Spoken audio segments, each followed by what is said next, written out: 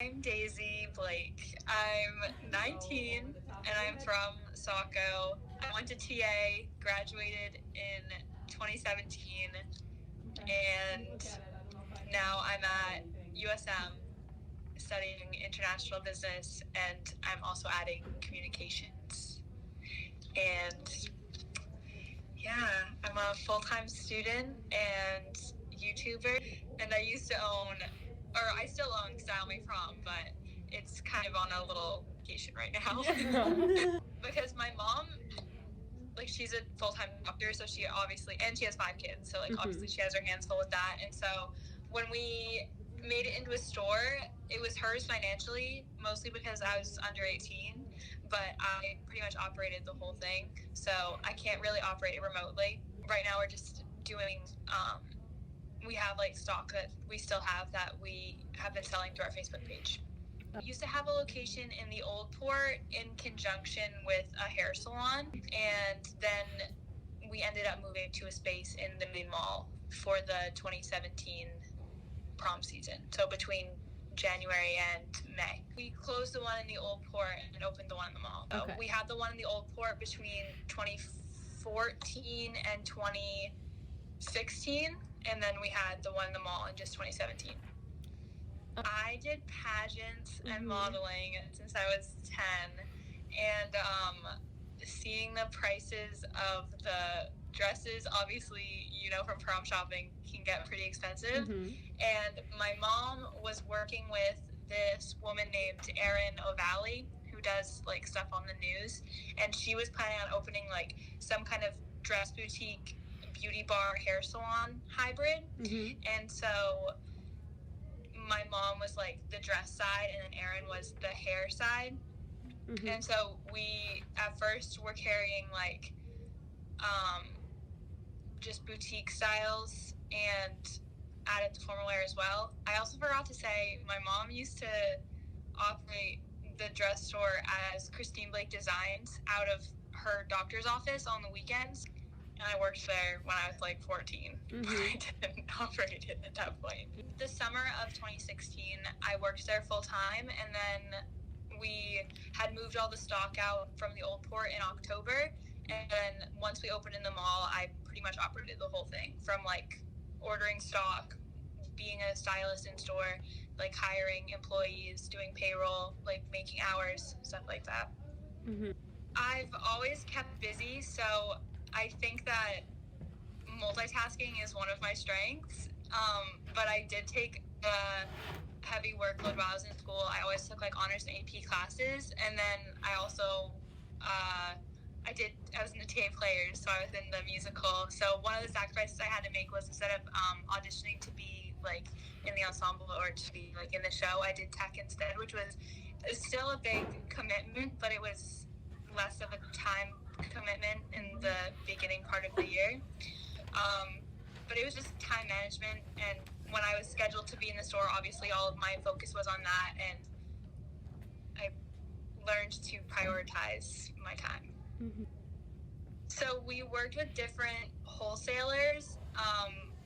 Our biggest one was Sherry Hill, and so with Sherry Hill, for example, we worked right with the brand. So they have their own retailer website that you had to go on to check the availability of dresses, like what sizes and colors you need to order, and then also with them you had to make a minimum order of 50 dresses. So when, like, the fashion show comes out, that's usually when retailers start putting in their orders.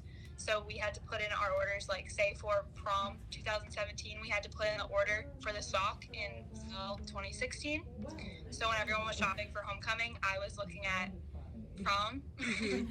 And then we also had other wholesalers that we went through that carried multiple brands, and we could have that more on demand.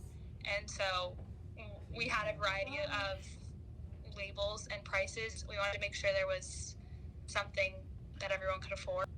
So we had a label called Baby Fox, which had cheaper dresses that were available more frequently, and then we had Sherry Hill, which we would get a batch in every few months. So it depends on the brand. And then some of the pricing for the dresses. Like for Sherry Hill, they had a suggested price that you place them at, so some stores wouldn't be selling the same exact dress for like twice the amount that another store would sell it at because they're such a popular brand. But then lower recognized brands, you could pretty much price them however you wanted. Still have a bunch of them. I still have like 45, maybe 50 left. Where are you keeping them? At my house. Oh, fun. What's the best part about your job? I really liked... There are two things. So the first one, I really liked being in the store and physically seeing like girls fall in love with a dress and be able to find something that they were super confident in, because there have been multiple times where people would come in, have no idea what they want, and be super nervous to start looking.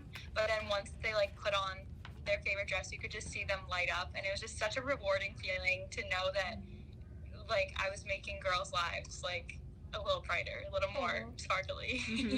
And then I also really like doing the social media. Obviously, because I'm a YouTuber, I'm into that kind of thing.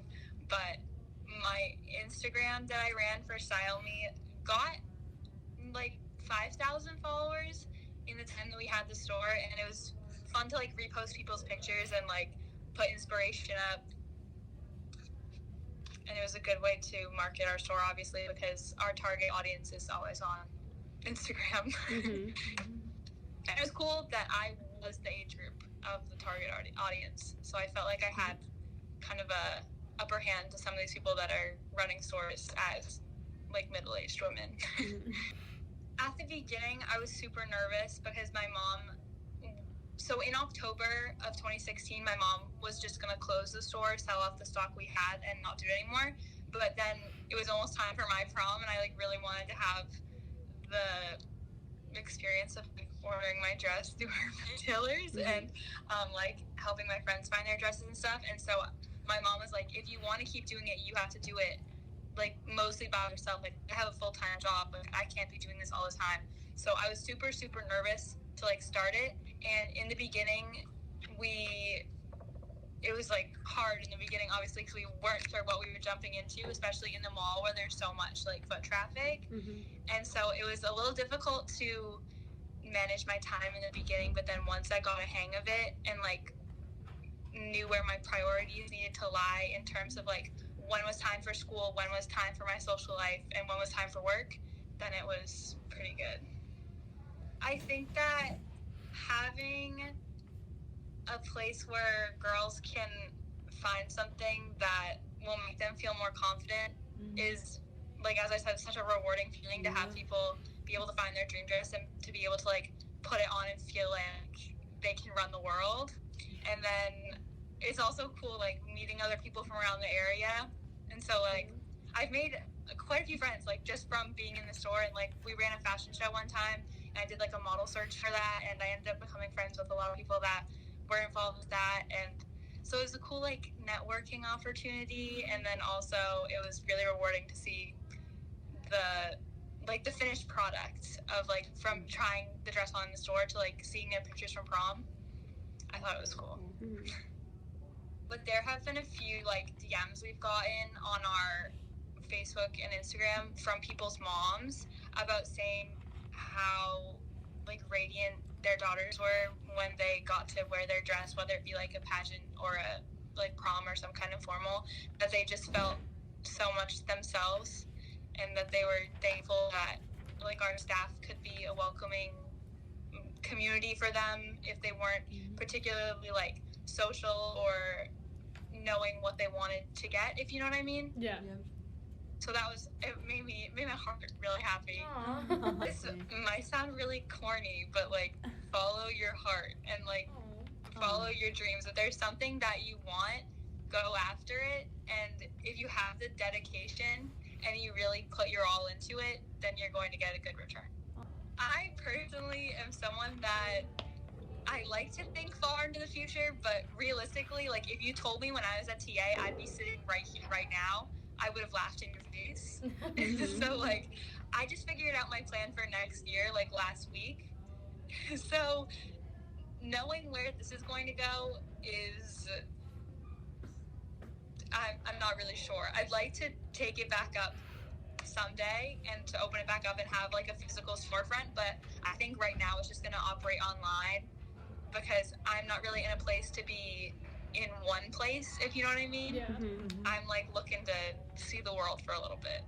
Giving it to someone else isn't really an option for us, I guess, because we don't have like a physical space we could give to someone since we were leasing everything, and with the stock we have, it wouldn't be enough stock to like open another store.